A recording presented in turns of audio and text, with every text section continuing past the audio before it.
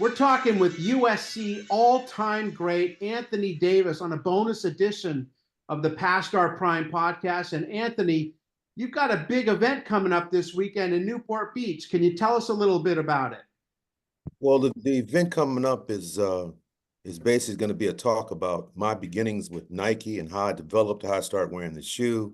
The gentleman who developed the shoe and got me to wear the shoe, his name is Nelson Ferris. We'll be there speaking about our past and how the shoe was developed.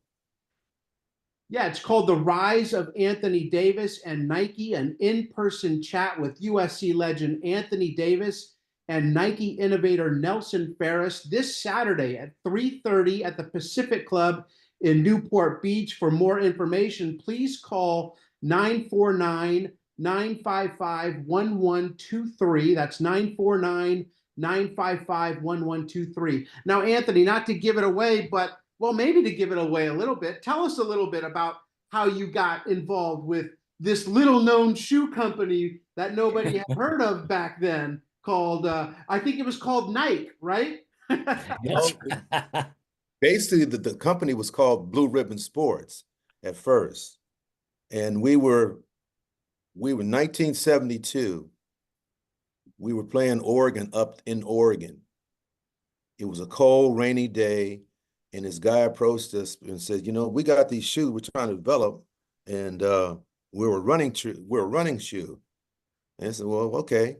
So he says, well, here's some pair of shoes you guys can try on. So Lynn Swan, Sam Cunningham, and myself, we tried these shoes on, had little waffle bottoms, and I liked them and felt great on the turf, but for some reason we kept running out of the shoe. And so Coach McKay saw that happen. He said, you take those blankety blank shoes, and I don't want to see him out here. So we had to go back to our Rydell shoes, which I had to put on. And basically, I had a great game. I was not the starter. I was a third string tailback on that team. And what happened was Alan Carter and Rob McNeil went down. And so here's his reign. And John Robinson was assistant at the time. He says, Anthony, you got to go. And in my little Rydell shoes, I went on the field, and the first play they called, I think the play was called 48 toss. And I said to Mike, I said, that's a terrible thing to call. I'm off the bench, I'm cold, I'll blow my legs out. He says, we're running this play. And then first thing, he yelled out the signals, pitched me the ball, and 48 yards later, I was in the end zone. But back to the Nike, and didn't see anything about the Nike deal. Didn't see anything, and then they were pursuing me. And then through my junior year, couldn't wear them. Then my senior year, this gentleman by the name of Nelson Ferris in a raggedy BW van was coming around the school, and he says, you know, you got to wear these shoes. I mean, I studied your running style, and you'll be great in these shoes. I just felt like, he said, I told you, Coach McKay said I cannot wear those shoes. That's it, period. But he was persistent, and I respected that. And I really was excited about, because I'm a young kid. Here's somebody developed a shoe around me and my running style. And the week of the UCLA game, it was a national TV game, and he was there. He says, look, you got to wear the shoe. And I said, listen, I'll go talk to Coach McKay and see if I can convince him. So I went upstairs in Heritage Hall, and his secretary's name was Bonnie. I said, Bonnie, is any way the coach is available to talk to me for a few minutes? And she said, let me see if he can see you, AD. So she walked out and she says, give him a couple of minutes. So I walked into his office. I said, Coach, you remember that time up in Oregon in 1972 when we kept running out of those shoes in pregame? You told me to stop. I couldn't wear them. He said, yeah, I don't want that crap out there. I didn't want any of that stuff. He says, well, the guy's back. It's a better shoe. And he says, AD, you know, you can't wear these shoes. I said, but Coach, you know, I made up some crazy stuff. I said, you know, Coach, you know, black people got bad feet. Whatever it takes. And I said, you know, and I love to wear the shoes because it's a better shoe. And I don't think he was buying the story, but all of a sudden he walked back and forth and he says, okay, you can wear the shoes, but they got to be black, because the shoes were white. He said he didn't believe in white shoes. He thought anybody wore white shoes were hot dogs. Who's that guy back there in New York named Joe Namath wearing these white shoes? And you can't do that. So he I convinced him. I went downstairs and said, I said, Nelson, I can wear this shoe. He was so happy. He ran out, and the next day he came back. He had 2 pairs. He had painted them black, and he just left the swoosh white. And everybody thought I was crazy and weird. What kind of shoes are those? And I said, well, these shoes are called, they're called Nikes. And I went out and practiced in them. The day of the game, it was a national TV game, USC, UCLA, for the Pac-8 title at the time. And I remember the second quarter of that game, I broke O.J. Simpson's career rushing record in the shoe. Well, I went on rush for 195 yards that day and 3 touchdowns. We won the Pac-8 title. But the thing is, when I broke the record, that was big news to Nike. I mean, that because they're breaking through football. It was a track shoe, a running shoe, and now they were graduating into a football shoe, and I was one wearing the shoe. And there's been rumors and stories told about how Phil Knight, I don't know how true that is, or Bill Bowerman, that they took everybody out to McDonald's and they celebrated with with champagne and Big Macs. I don't know how true that is. That could be a myth or whatever, but the story sounded good. Yeah. It sounds to me like, Anthony, you and Swanee and Sam Bam were too fast. You were running right out of those shoes. I don't know what it was, but I mean, when we cut the corner, we make the cuts, and Lynn was coming out of his routes, or Sam, or whatever, and what I was doing, I was running out of the shoe more than they were. So, and they caught the eye of that, and they said, "No, that's not going to happen." They can imagine seeing me breaking down the field, and I'm running out of the shoe in the wet rain and that turf. That UCLA game was a week before the Notre Dame game, correct? Yeah. So your first 2 games in those Nike shoes are like unbelievable. Yeah, it was in the Notre Dame game, and as you guys know the story about Notre Dame, we're down 24-0, then 24-6 at halftime, and everybody that said, "Wow, we got to be respectful second half," because Notre Dame in those years was in the top 5 offensively and defensively. And then I remember after, the halftime, and McKay brought us all back to the middle in the Coliseum, and I remember McKay saying, "Gentlemen, in 1964, we're down to Notre Dame 17-3, if I'm correct." He said, "They can come back and win, we can come back and win." And they won 20-17. And simultaneously, we all looked at each other in the locker room and said, "This man must have lost his mind." We're coming back on this team, 24-6, and where they were ranking in the country. And so he says, all of a sudden, he was walking back and forth. He says, "Somebody in here has to make something happen." And all of a sudden, he said, "They're going to kick the ball to AD, and he's going to bring it all the way back." I said, I said, "He's really lost it. There's no way that's going to happen." There's no way that's going to happen. So when I walked to the field and I saw the guys a little down a little bit, I said, "Listen, if we're going to lose this game today, well, let's go down and be respectable and make it a game." And I said, "All I want you guys to do is just get 1 block, and I'm trying to get great field position, or I'm going to bring this so-and-so all the way back." And I said so-and-so. And as it is, you can see, we scored 49 points in 17 football minutes. I've never been a part of anything like that, collegiately or professionally, period. And I've never seen anything like that since. And in my opinion, that's the greatest game in school history, which I played in the greatest time in the school's history. And I'll never forget those moments and those ball players and my teammates. Yeah, Anthony, I was reading about that 17 minutes, and it almost reads as fictional. Like you can't score 49 points in 17 minutes. I believe you scored 26 of them. It's comical almost. Yeah, I mean, that's comical, outer space, video game type of thing. I mean, how can you score that like that on a team like that? I mean, and I reminisce on some of that stuff. And I try to talk to people, and it says, "Anthony, you should have had an out-of-body experience sitting in the stadium watching it." But see, that's never going to happen. It never will happen. It's just because when people saw, when they were experiencing that, they said, they're on another planet. Those are two separate games.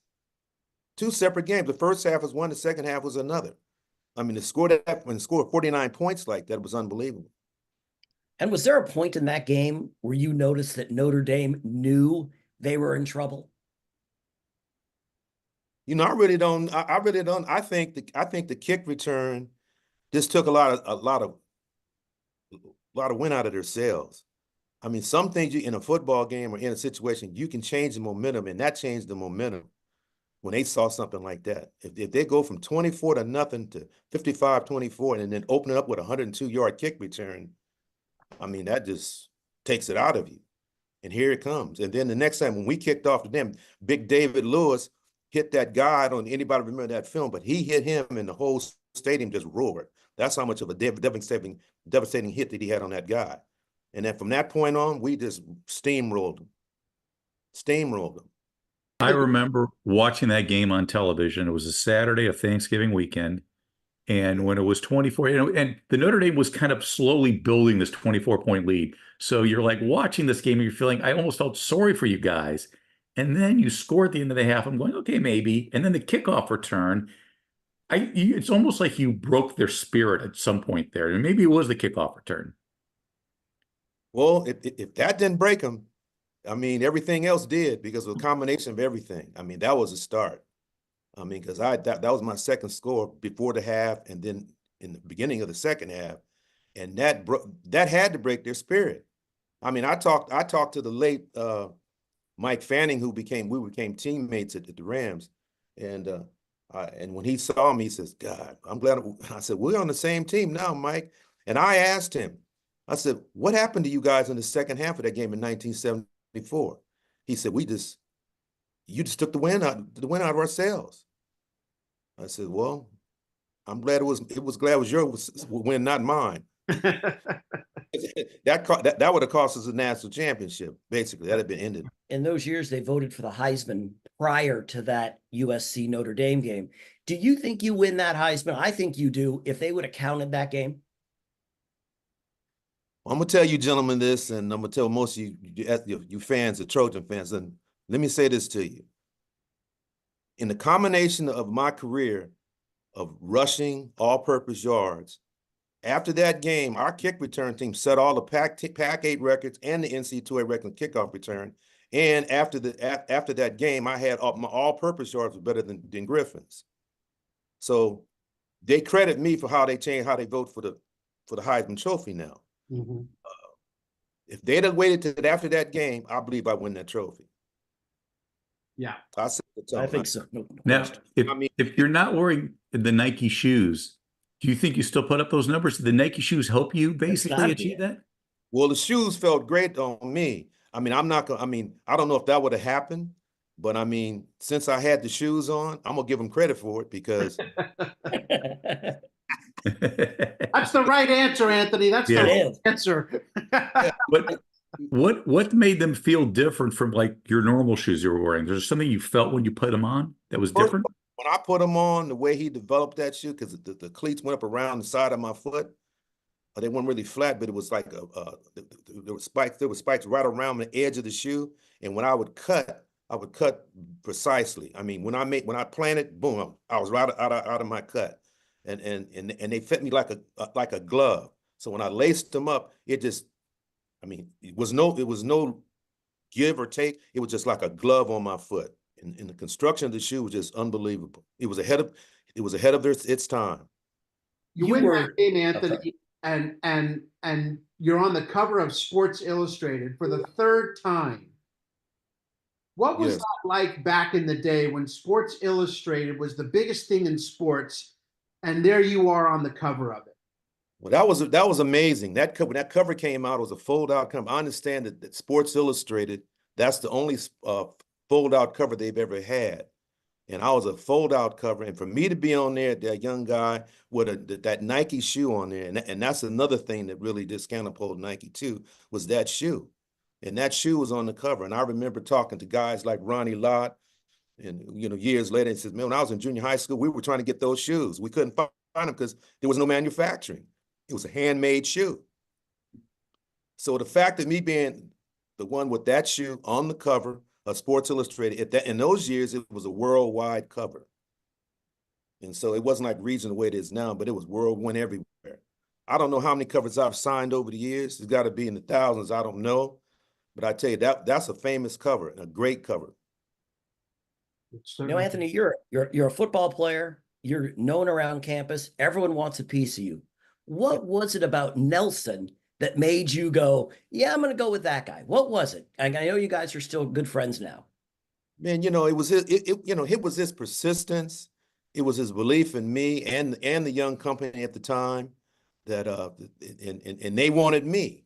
And that was a great thing for me, because just picture, you got, in those years you had Adidas, you had a Puma, and you had the upcoming shoe called Kangaroo, and Nike, and the fact that this one of the shoe companies, they were a small inferior company, but the fact that Nike wanted me, I'm a poor kid out of Pacoima and whatever, that's it. And these guys really wanted to develop a shoe for me. That's what got me. I mean, because who's doing that in those years? Nobody won that. And there was no doubt in your mind when you met him and he was talking to you. There was no like, here's another guy trying to want something. There was no doubt. You said, I knew it, which obviously shows the intelligence you have and had. Well, yeah, absolutely. Because look, Nelson was determined, and I like that determination. And I've known him for 50 years plus, and every time I see him or talk to him, it's just like, one day we won't be talking to each other, but so I cherish every moment I have with him. And I always go back to those years when he was trying to get me the word, and everybody's looking at me and him as weirdos. I said, but guess what? We've been together since, and we've been affiliated together for 50-something years, 50 plus years. If you'd have told me 50 years ago that Nike shoe would be where they are today, I said, you need to give me something to smoke, because it wasn't going to happen. Right. I was just so intent on the fact that these people wanted me versus just, I'm another football player and you're going to put on this shoe and you're going to put on that shoe, and that's it. The fact that I was the unique one that they wanted me to wear the shoe is what pushed me over. AD, before there was, Michael Jordan, and you were sort of a pioneer because you were like one of the first to tie in this shoe merchandising with your playing career. Well, here are three of the pioneers I'm going to give you of Nike. Of course, it was Steve Prefontaine, the Olympic miler. Mm-hmm. He already established as a running shoe. Then there's me in football. And then there's George Gervin, and then other people down the road like Bjorn Borg, the 5-time Wimbledon champion.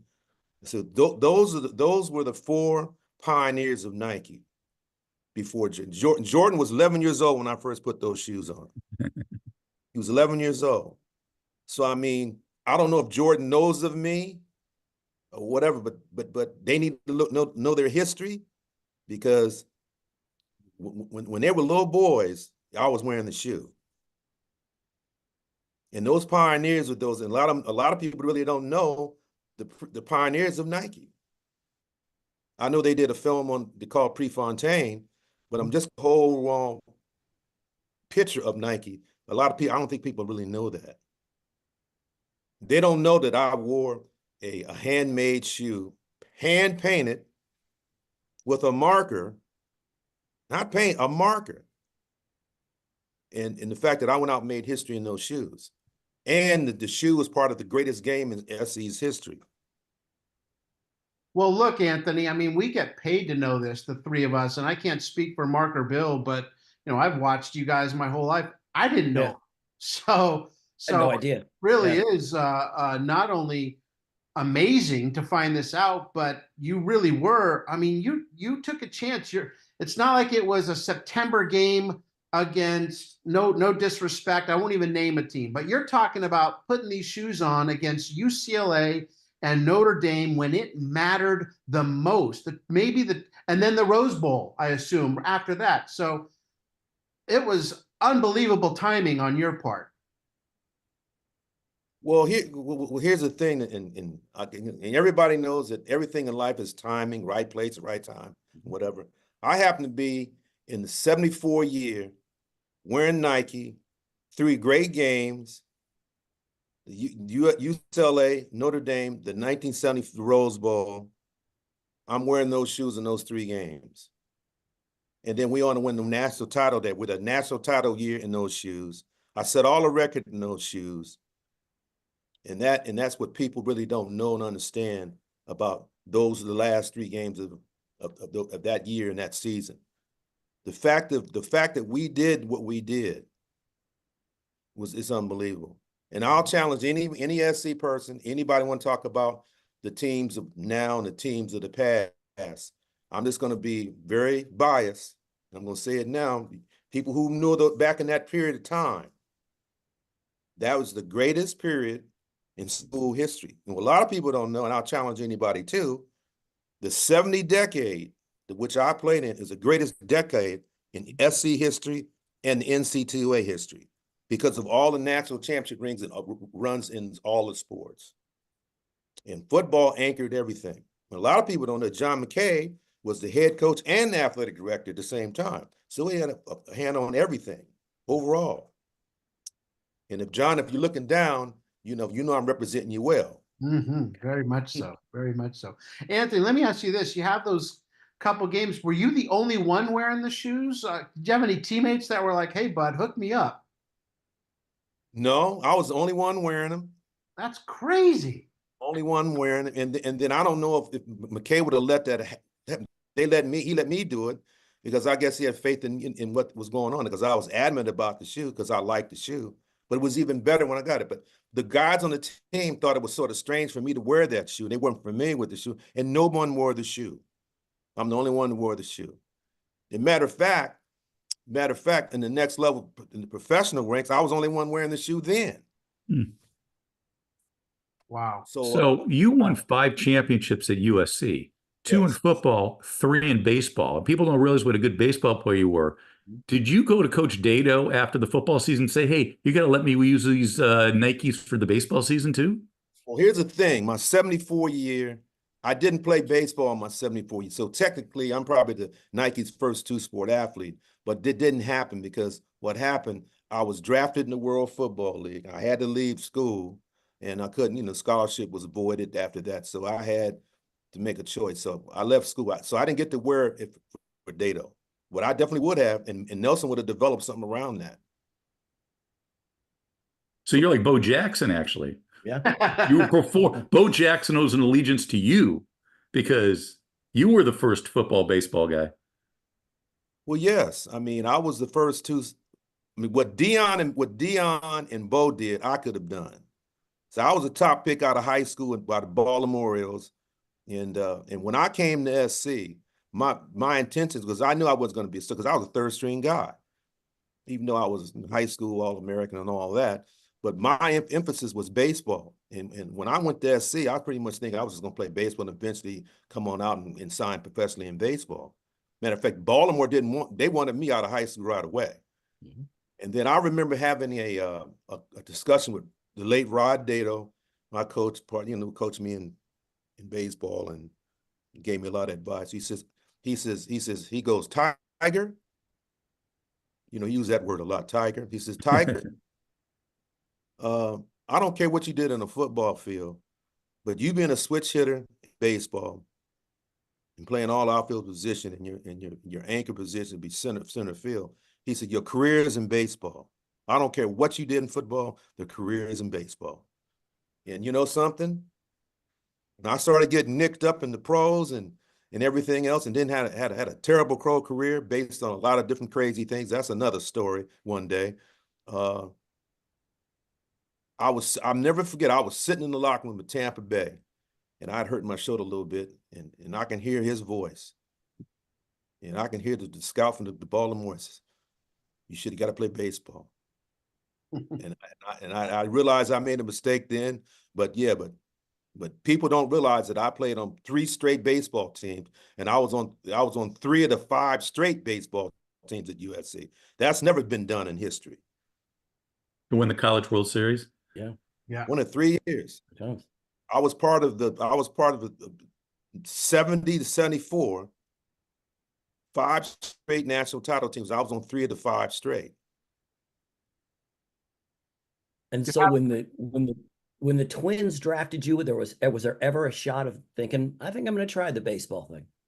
You know, something I thought about it when I was 28 years old. I said, you know, so I'm going to try to go back and play baseball and see if I can get a shot at the minor leagues. And I said, no, I just didn't have the desire to do it. But when the Twins had me, and I thought about that, and then it was a schoolmate of mine. It was a school friend of mine.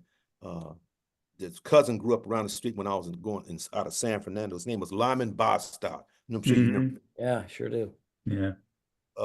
We would have been teammates if I'd have done all right and made it on up past AAA and stuff like that, but it didn't happen, And then, once when I ended up meeting Rod Crew down the road, I told him, he knew I was drafted by him. And I was looking forward to meeting all those guys, but it didn't happen.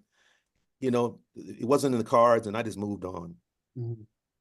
This Saturday, November 2nd, at the Pacific Club in Newport Beach at 3:30, Anthony Davis and Nike innovator Nelson Ferris talk about how they helped launch a shoe that changed the sports world for forever. For more info, call the Pacific Club at 949-955-1123.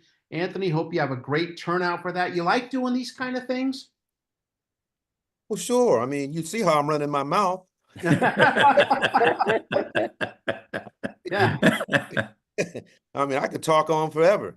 And by the way, I just tell people also on top of the phone, they can go to ADventures28.com. ADventures28.com. And I'd love to see all the folks and fans come out and see me talking and give us some in-depth history. Well, because a lot of people don't really know. A lot of people don't really know I played baseball. Mm-hmm. A lot of people don't know a lot of different things about that era. Yeah. Yeah. The 70 era, I'm going to say it again. The 70 era was the greatest era in school history and NCAA history. Any of you people, you naysayers or haters out there, if you want to challenge it, you can give me a call and I'll give you give you a rundown. When you think of Tailback U, he's one of the names that just rolls right off the tongue. Anthony Davis, want to thank you so much for spending some time with us here today on the Past Art Prime podcast. We really enjoyed your time. Thank you. And thank you. And all you Trojan fans, you come see me on the 2nd. You might be able to get a jersey. Hey, Anthony, can I say one thing? I picked my daughter up from school, and there's a guy there. He's a longtime USC season ticket holder. Yes. Last week, we were talking about the team and their frustrating losses. He looked right at me and said, they need a guy like Anthony Davis on the field. So you're not forgotten, man. He said he had that excitement thing. Like, they got to get a guy like you.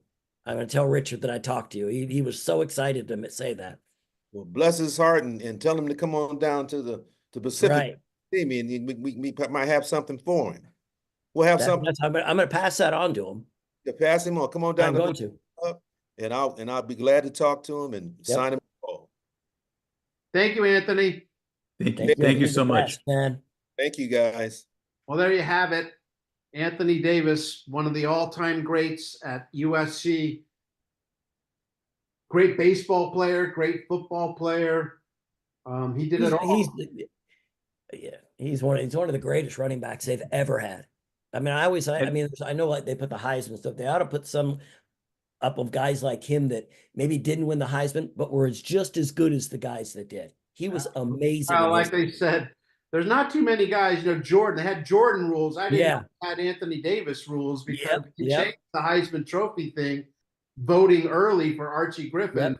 Archie Griffin's the only guy to ever win the Heisman twice. That may not have been the case had they not voted so early. We'll have more with Anthony when we release the December 9th, 2024 episode to coincide with Davis being on the cover of Sports Illustrated 50 years ago. That's next month, December 9th. Until then, for Mark Hoffman, for Bill Mahoney, and of course for SC's great Anthony Davis, I'm Scott Johnston, and we are Past Our Prime.